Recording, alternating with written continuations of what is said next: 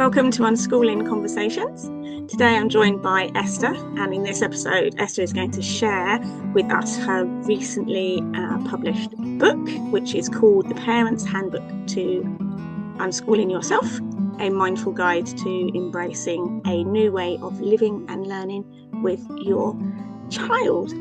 My name is Heidi Steel. I'm a former teacher and unschooling parent to 4 always unschooled children who are happy living and learning as they go. I've been unschooling for almost 14 years, and actually over 14 years, and offer support and resources and community for unschooling families at liveplaylearn.org. Welcome, Esther. I know you've been on the podcast before, but it'd be really great if you could introduce yourself for us. Yeah, great. Thanks, Heidi. Yeah, lovely to be here again. I have 3 children who are now 19, 17, and 13. We've been out of school now for 9 years or so. My eldest 2 went to a very alternative school, and my youngest hasn't been to school. So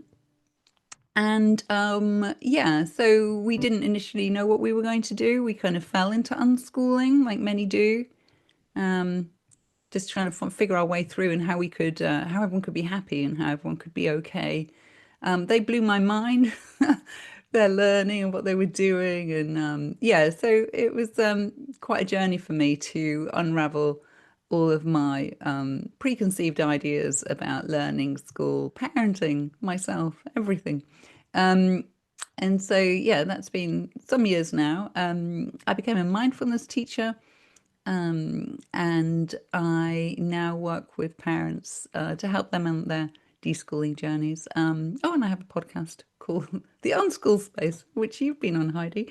And now I've just published this book, really to help parents through that really uncomfortable journey of deconditioning that we is inevitable when we take our children out of mainstream education.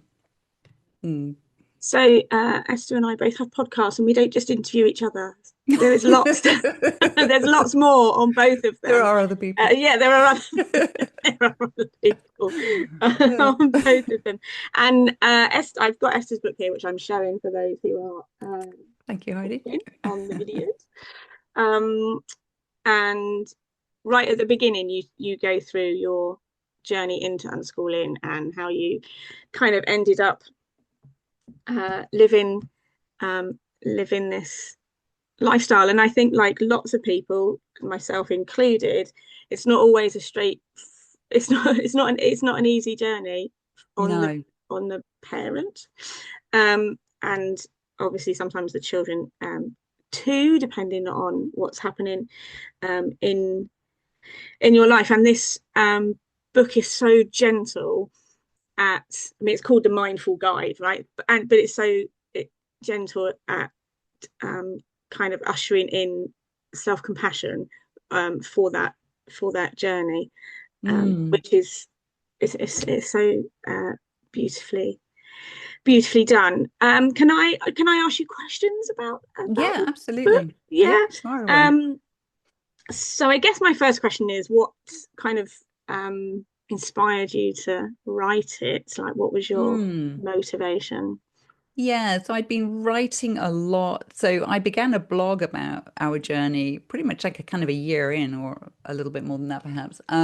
Because I was so taken aback by how amazing it was and how hard it was. Those 2 things were always there in every single day, it felt like to me, like these incredible opposites, or sometimes at the same time. And how everything I had assumed was sort of being broken down. So I'd been writing about it for a long, long time. And I'd felt like there was a lot out there about the theory of it, but less about that emotional journey that the parent goes through. I'll just rewind a little bit. Before this, in my sort of previous life, I was a magazine editor, and then I was also a hypnobirthing practitioner and a doula. And I also was fascinated by the way we kind of hold natural processes. And and sort of that accompanying someone when something natural is taking place, how do we help them without taking control? How do we hold space for someone to thrive, to be empowered, right? And so I'd been sort of playing around with that in my head for quite a long time. But yeah, I just felt like I hadn't been prepared, even with all of that background, I hadn't been prepared for just how difficult it would be. And yet I had read all the theory. I read everybody, there was Peter Gray and John Holt, all of the books. And every time a book came out, I'd read it. But I couldn't find anything to kind of hold me in my emotional journey. And so I just felt it would be that would be the book I would like to provide because it just felt to me like that's the book I would have wanted, not as well as the other one. Do you just mean to reassure me? I wanted reassurance. Someone to say, "Hey, you know what? Actually, this is okay, and actually, you can do this." Or so that was the inspiration, really, just to share my own what I've been through and what I've learned from so many other people and from all the parents I've worked with and talked to, who've shared their stories with me. A lot of the learning has come from listening to other people, and realizing that we all have the same similar journeys, although our situations are so different. The questions that come up and the challenges that come up are remarkably similar across cultures, it seems to me. Yeah, Yeah. that's interesting. Maybe I could we could talk about that a bit more. Like, what are those similarities? What do you see as the things Mm, that repeatedly come up? And I'll just sit here and nod because okay. they will be familiar, and I will go, yes, yes, I recognise Well, I that. think the main thing is the first of all is that social conditioning piece, which is so huge.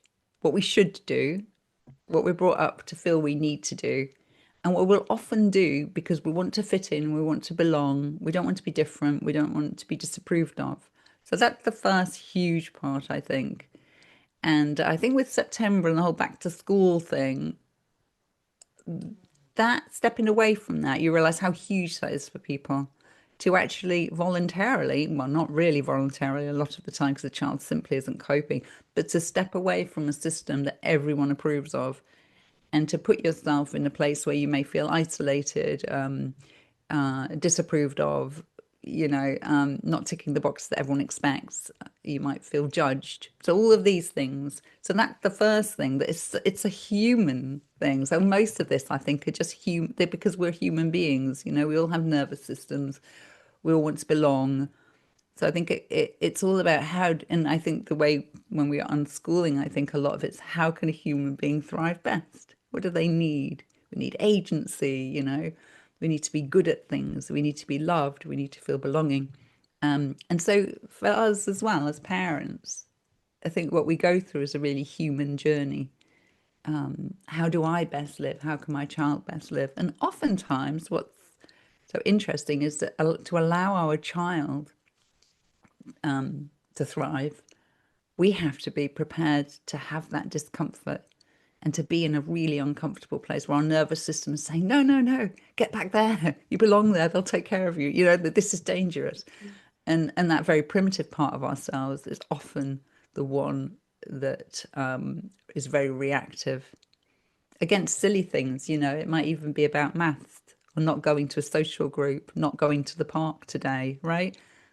But the reaction that that can bring can be of real panic and isolation and worry about the future. So I think those are the really human parts of it.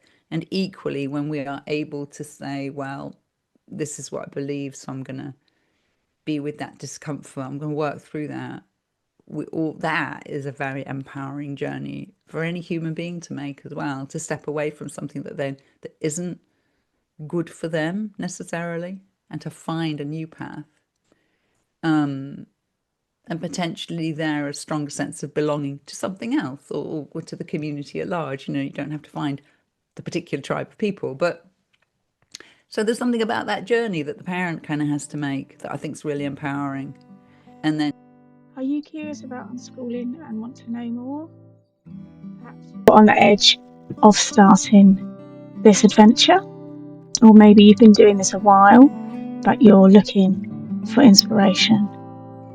After more than 13 years of unschooling 4 children and over 5 years supporting others on the same path, I have a vast library of resources that I'm happy to share with you for free, whatever stage of your journey you're in. You can check out the link in the description of the podcast, or you can head over to my website at liveplaylearn.org and look for the free resources tab. And there you will find lots of things to inspire you to keep living, learning, and playing together. I said that the wrong way round, didn't I? Anyway, it's also a great way to make sure that you don't miss an episode of the podcast, which we will get back to now. You mentioned self-compassion before. I think to do that, you have to be self-compassionate. You have to be, because it is inevitable that you're going to touch in parts that are really raw and vulnerable of yourself that you've never touched before, and you're only going to do it because you have the courage to do it for your child. You probably wouldn't do it for yourself, but this is what children do, isn't it? They bring out the best of us sometimes as well, maybe the worst of us and the best of us, but they bring out that courage. And we say, all right, well, I'm going to have to tread this path. And so it takes us to difficult places. And then I think that whole deschooling piece, which is what I wanted to sort of bring to the book, that if you can move through that, you're going to come out better equipped somehow, wiser, definitely wiser. But there can be very, very uncomfortable, challenging times.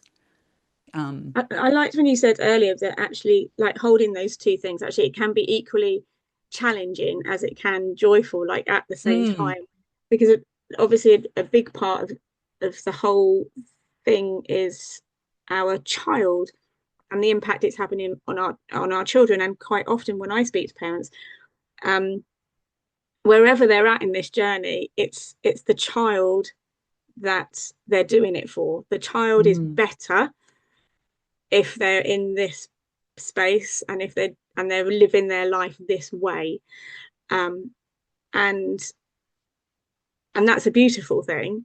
mm, But then there's that aspect of, I really like how you kind of named it, like it's that belonging. I don't belong in that other place anymore, but mm. we have a longing to belong. I don't fit because we're not doing things the way other people are doing them, Yeah. and that can be really uncomfortable. And those two things can kind of exist at the Mm, same time and in kind of different capacities. Um, yeah, at the same time. And the last section of your book um, is about community, mm, and um, I that's something I feel really, really strongly. Um, just in terms of reflecting over my past 14 years. When we started out, I can remember I didn't know anyone who home educated. I didn't know mm. anyone, but I knew we were going to do it. And in my head, because this reveals a little bit about me, in my head, I was like, I don't care if we're the only people on the planet that are doing this. I'm doing it. I was you're really determined, and single-minded about it. But Mm, actually, as it turns out, the thing that has held us and kept us going in a different way, not just because I'm determined, in a beautiful way, and have yeah, held us all that time, is the people that we've met along the way and the yeah. community that we have tapped into um, and been part of. So it's interesting that you kind of started that answer with this idea about Mm, belonging as well. right. Belonging. But it's interesting, isn't it? Because I think when you come out of school, and I certainly remember this, there's this feeling that you need to create something just as big with all those people and just as busy all day, every day. But of course, then you realize actually we're all different people in this family with our different needs. It doesn't need to look like that. And I think it can take a while to find that as well, can't it? Certainly we're all so different here. And I've been to things by myself, and I'm very happy to share that with people that, if no child will go along with you, go along. You might meet someone lovely who also their child didn't want to come either. Yeah. You know, and just keep trying, keep trying, keep trying, keep seeing, see who you spark with, and you just think. And then of course it doesn't need to be all unschoolers. It can be Mm. neighbors. It can be, there's just so many people out there. The children who go to school next door. Whoever, who's your community, and then online groups like the one you've got, Heidi. I think they're really helpful just for relaxing into a space where everyone gets it. I think Yeah. those spaces are so valuable where you're not trying to having to explain a whole layer. But yeah, community, and again, I think that that's the really scary thing at the beginning for many people, is that stepping away from the only community that you seem to have available to you, and your child has available, and then that sort of sense of isolation at home.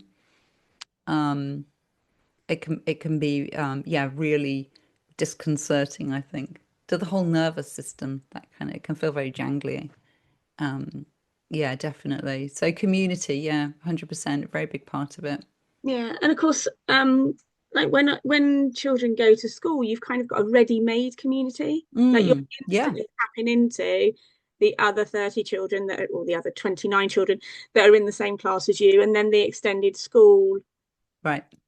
community as well. Whereas I think, um, particularly with home educating, there's more of an active putting yourself out there. Like you say, going to places and Yeah. turning up and not always feeling connected with the other people that are there, and then I can recall some experiences where we went to places and we were like, this isn't for us. Not quite um, right. and for that continuous kind of effort into finding people. But like you say, when you start to think, oh, it can be the kids next door that go to school, Mm.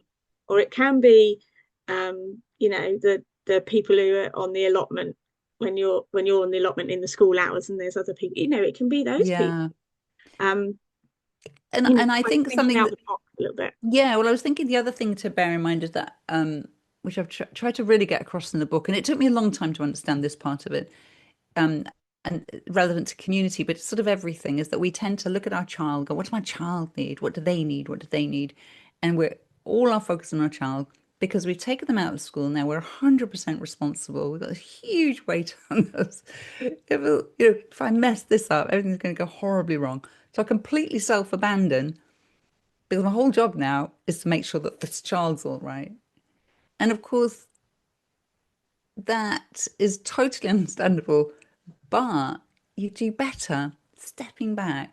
Like the most important thing for your child is that you're okay, Yeah. probably. Because, and I like to imagine it as this sort of space holding, we're holding this space for our child, within which they can thrive. What do we bring to the space? How do we hold the space? And if our child looks at us and all they see is anxiety, fear about the future, worry, lack of trust, their space isn't going to feel very free. So how can we hold the space in a way that that hold a space within which our child can thrive? And that is almost certainly going to mean taking care of ourselves, apart from just working with our own reactivity to our child and to what they're doing, and working with that. The other part is just making sure that we are well resourced. It's a hard thing to hold, particularly if you've got several children, or you might have different, very different needs within the family. It's a lot to hold. It's a lot to hold. And so you really have to take care of yourself. And I would always make that the first point, to start with that. And then, we all know what it's like when we're in a great mood, right? That everything in the house feels Mm. light and lovely and all the kids respond. And if we're in a terrible mood, it's just not the same. That's So, one of the first things I noticed. What I guess I'm quite an observer of. things. That's just, I don't know, just the way I'm wired. And when particularly when the children were really young, and things were really busy, and mostly I think I was just taking care of, are they fed and watered? Right. Because that was basically all they did was eat, and at different times, obviously.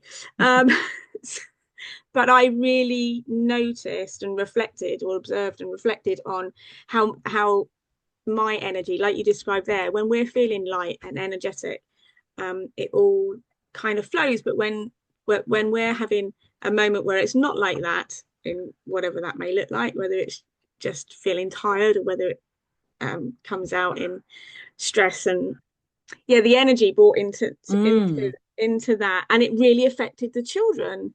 and Yeah. and so yeah, that was one of the first things that I observed, and one of the first things I was challenged by. Like, actually, I need to be regulated. I need to be feeling good about what's going on, for this to be able to hold the space for them to have an Yeah. enjoyable experience. But it's not easy, It's because not we always want to put easy. the kids first, and we don't have time for ourselves. Do you cover It's, that in your book? I do cover that. And I think, though, that sometimes it feels like we haven't got time. And sometimes there's just a lot to do. And and again, it depends on the ages of our children and needs of our children, doesn't it? How much extra time there is in the day. But oftentimes, I think the first thing to say is, am I making this harder for myself?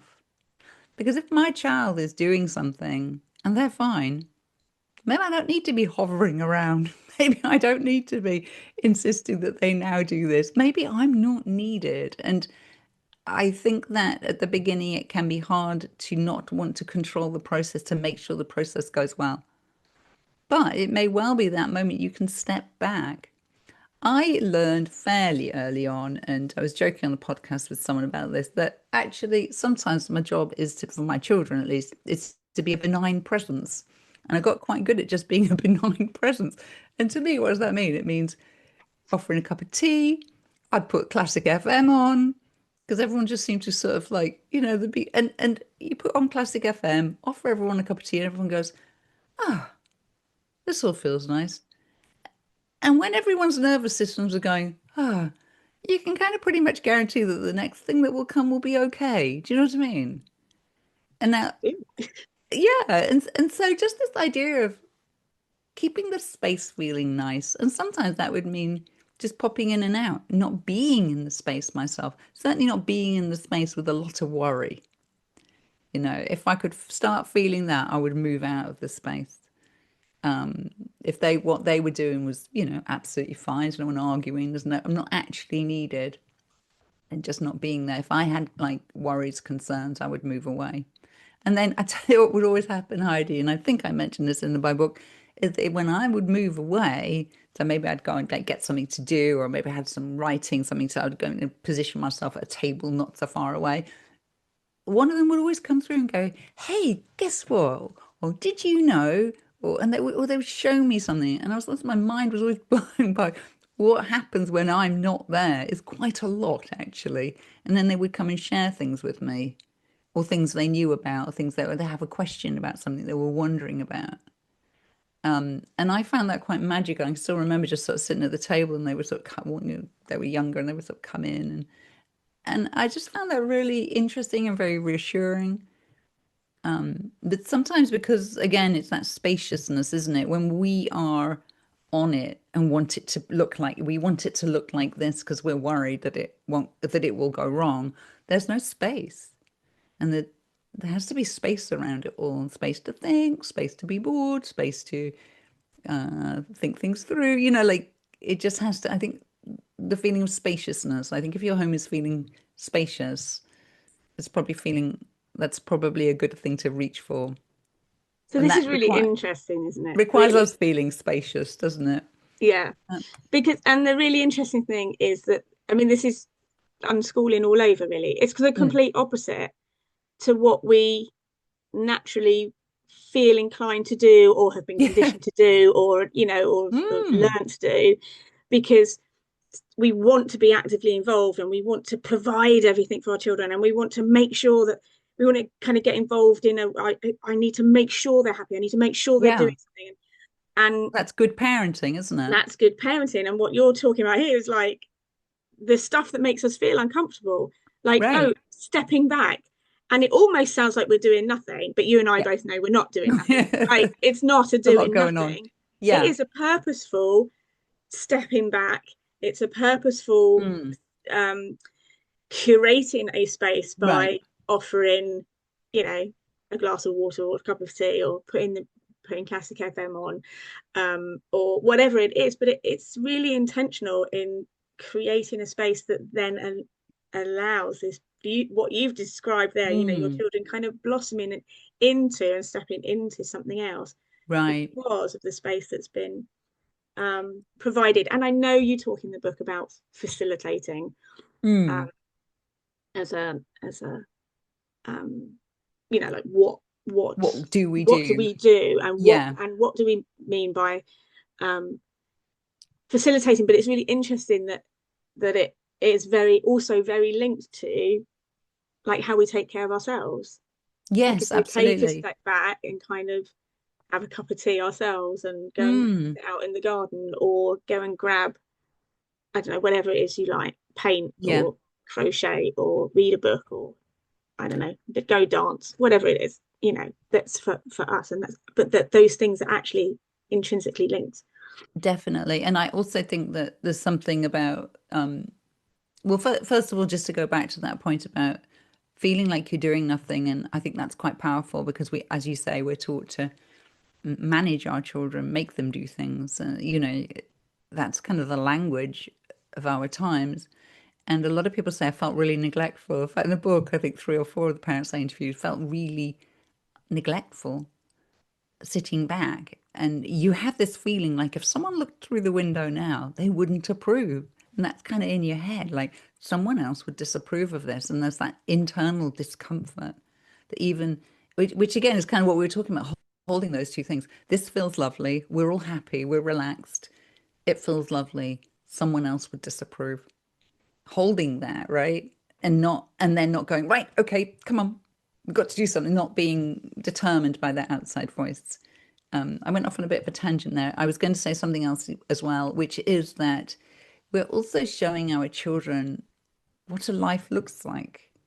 Like, are we living in a way? And I often think it's helpful to think, how would I like my child to respond to a particular situation when they're my age?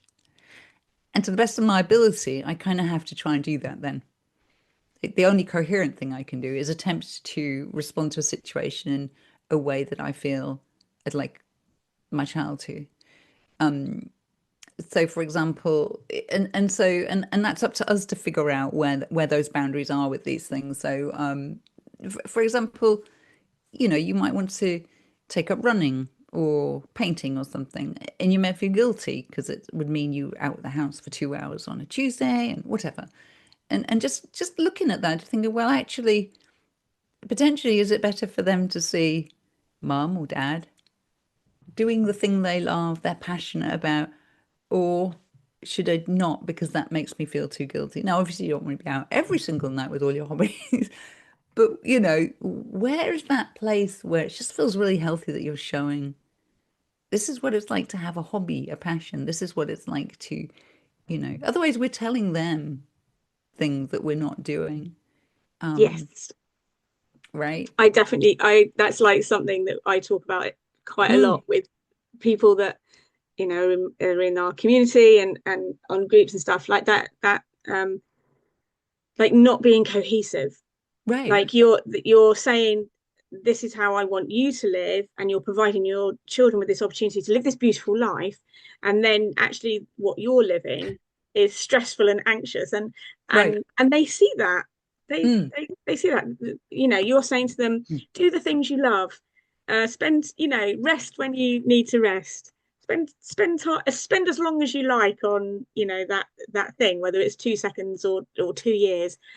And then there's you mm. stressing about everything, not really not really investing in yourself, not taking care of yourself, not Yeah. resting properly, um, not finding time to do the things that you enjoy, maybe not even having anything you enjoy at all on Right. the go, because you're constantly, I'm there for my children, I'm there for my children, I'm there for my children. But they see that, they see the disconnect, and they also see, like I think what you're talking about there, like this example of adulthood.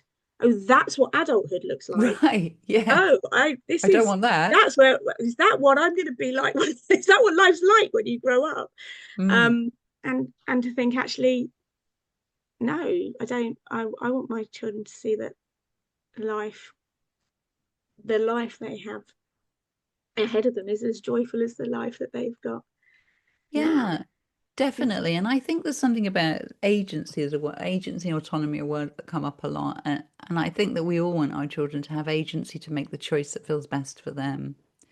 And so I think that they're wonderful mirrors. And in the book, I talk about this kind of the shining of the light. They're going to just keep shining the light on the next little thing that you need to be looking at in yourself. It's just inevitable. And that just, yeah, just sort of looking at yourself and thinking, how am I living? Do I have agency? Or am I doing those? Is that should still weighing heavily on me? Like, and I think that that's a bit that will come up over and over again in the deschooling journey, depending. I mean, I talk to a lot of reformed people pleasers who are just learning what agency really is, how to say no to things, because that's what's being required of them in their relationship with their children. And I think that that's what's such a beautiful thing about this work is that people often call it very healing, and it is because of that your children are constantly holding up this mirror, shining the light on bits of you that maybe don't feel authentic, don't feel coherent, are very out of date somehow. And that's the bit that you just kind of have to sit with. And I think it's, I'm sure we've had this conversation before. It's lifelong work, isn't it, really? There's Yeah, always but going to be, also it gets easier. gets easier. That's what I was Gets going to easier. say, Yeah. because there's quite a steep experiential learning curve or unlearning curve Yeah. when you kind of step into this, at the first point. But actually, that process becomes really familiar. And you learn to recognize. You Right. learn to recognize. Oh, this is that. Yeah. I mean, I like the fact you say shining a light on it. Oh, here's the thing. This Right. is the thing that we're doing.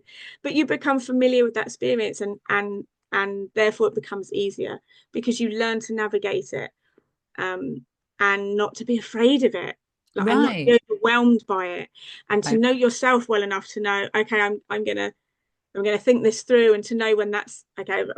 Okay, I'm just gonna sit with that now, because Yeah. yeah, I mean, you Yeah. talk about processes like that in the Um, book. I think you've got a I section do. about fear and Yeah, so the middle section of the book is really it offers this kind of a full step process to kind of work through these things, which is really just first of all that recognizing, which is so difficult. Often just recognizing, am I triggered right now? If I'm triggered by whatever's going on, then there's something a little bit deeper for me. So can I pause? So it's like taking the pause and just stopping because these are these old neural pathways that that were laid down long, long, long ago. And every time we go down that same neural pathway where this thing triggers me, so I say this, then this thing triggers me, so I do this.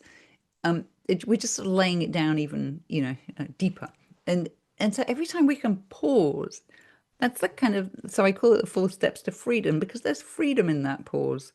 If I can pause and go, okay, this is really uncomfortable. I can feel this reaction. I don't want to carry on to this inevitable place that I always end up at. So I'm going to pause. And if I can pause, I can bring choice to what I do next. And that's that healing piece. That's that change. And so my suggestion is that when we pause, then first we bring in the self-compassion and we allow ourselves to just, feel what we feel. It's okay to feel. Whatever we feel is entirely valid. It's okay. And so just to give ourselves a little bit of grace in all of this and to recognize that we're doing the best we can and, you know, see, do I need something? Can I help? Can I do something for myself in this particular moment? And once we've taken care of ourselves, then getting really curious about what's going on. And I'm sure that you totally agree with this, Heidi, but when we bring curiosity, everything is easier if you're curious about it. I can get curious about myself, what's going on for me. I can get curious about what my children are doing. Okay, he's on a screen, he's still on a screen, but what's he doing on that screen? He seems really happy. What's making him happy? Can I explore that? And often we realize that that trigger that creates this kind of tunnel vision, like I got to solve it, it takes away all the information. It takes away the curiosity, takes away the self-compassion.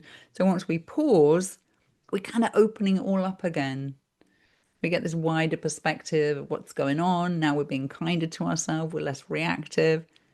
And so we're kind of calming the nervous system, seeing what's really happening, and then we can choose our response to the situation. And that might take place over, that might be a long process of some minutes, or it might be like, a few seconds that takes us to go through that. And of course, as you say, the more we do this practice of stopping and going, hang on a minute, there's something happening here. I'm getting that. I've gone into that tunnel vision. The better we get at it, the easier it is to catch it. And the earlier on we catch it before that momentum has sort of grown, the easier it is. We're not suddenly, trying to hold it all together and then exploding. We're noticing, through the day and sort of taking our own temperature. So I will, it's not that I'm never bothered by anything anymore, but I notice when I am immediately, and I generally know what's going on. I can generally tell what's happening, and I can generally give myself some grace and then do what's needed and calm my nervous system.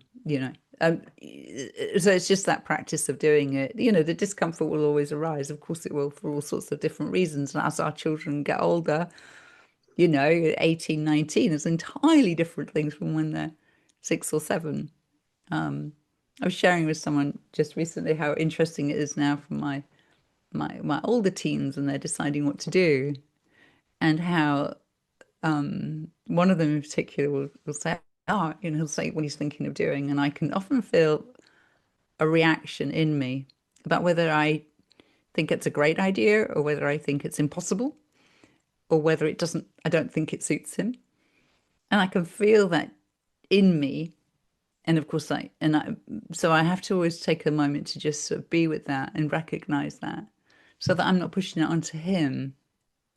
But again, that deep conditioning around, you know. Um, so it's just interesting. Note that continual noticing.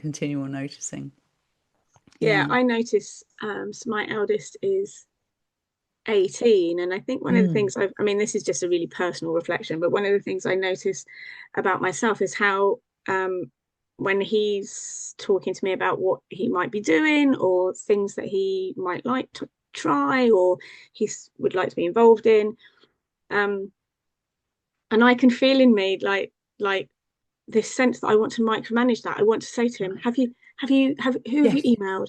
When Yes. did you last email them? Have you heard back from them? Like I Yes. want, and Absolutely. I really, and I, but I feel it, and that's what's going on in my head. But Particularly I'm when you think practiced it's a enough great now to kind of, idea. yes, yes, yeah, I like that one. Right, we're on it. Let's go Yeah, yeah, yeah. together because we're moving. He's 18, and we are moving or have moved away Mm. from me needing to email people on his behalf. Right.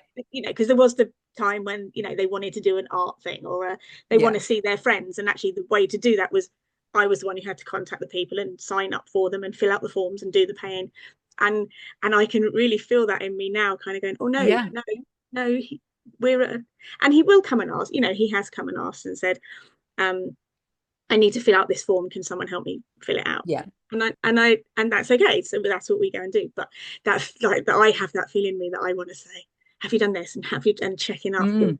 the time. Yeah, which is a very personal reflection on what you're Yeah. saying, and an Yeah, very example of similar. how it goes. Like we're all it's that spotlight that you're talking about. There's Mm. always there's always something, There's and always then me having something. to sit with that and go, okay, Mm. But often, many of us will have a a child who can sort of spot everything, and I think some of them are very good at this, aren't they? So he'll have an idea and then say, why don't you like that? And I'll But have to funnily enough, that's my 10-year-old. Like my oh, really? 10-year-old's really Okay. good at that. Like she'll like really, so that pause that I take, that you talk about, because Mm, I'm not reacting, like I'm right. not like in an overt way, but apparently the pause that I take still. So this is the part where I'm gonna tell you about the Unschooling Village Hub. I wonder if that's something that you've heard of yet. It's a membership group I run for community, but also inspiration and peer support. Members get access to regular teaching and coaching workshops, self-care sessions, because taking care of you is really vitally important to your unschooling, and lots of practical resources for unschooling in your family. It's packed with value, events, and compassion.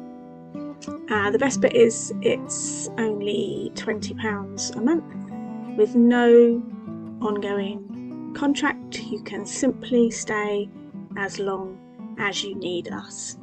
You can find out more by checking out the link in the podcast description or heading over to the website liveplaylearn.org and sign up there. And we very much look forward to welcoming you into the Unschooling Village Hub. We're here for you wherever you are on your unschooling journey. And now, more from the podcast. She still senses the thing. She goes, is that not okay? And That's interesting. Yeah, noticing the pause. We have to enter a little dialogue. We have to say, well, I'm just thinking about that right now, and then I'll get back, it'll be okay to get back to you. But it's really interesting that it's my 10-year-old that's the one that really picks up on that. But I love the fact that then there's that explanation we have to give. Like this is the nuance to me of unschooling, is that that then they say, well, don't you like that? And you have to really reflect and say, well, no, it's not that I don't like it. I'm in my head, I'm thinking, and you have to really understand that you've got a perception, but you don't own the truth. I'm not telling you how it is. I'm telling you now, I'm perceiving this about this idea. And then he might say, oh, no, I wouldn't, don't worry about that because A, B, C. And I'll think, oh, yeah, you're absolutely right. And there's this really deep sharing of, because you've allowed that space to be there, you couldn't really get that if you were being reactive. So you also get to voice your worries and concerns too, which is great, but in a way that is not somehow taking away their agency, or that they're not feeling that it is. Yes, this is that kind of individuating between what I feel and my experience about what's going on, and what they feel and they experience about what's going on, and that it's okay for me to have my feelings about it, and it's okay for you to have your feelings about it, and we can kind of navigate those things. I think it's a good question always with our children. So whenever we're feeling something, to think what's mine and what's theirs. Like which bit of this is mine? That has very little really to do. It's all about my assumptions and attitudes and conditioning. Like which bit of this do I really have to 100% own? And is there any part of this that actually most of it probably is mostly ours to own? And so far as our reaction goes, is there a bit of this that actually is really relevant to them? But just sort of checking. What am I projecting onto this situation? That doesn't need to be projected onto it. Yeah, that's lovely.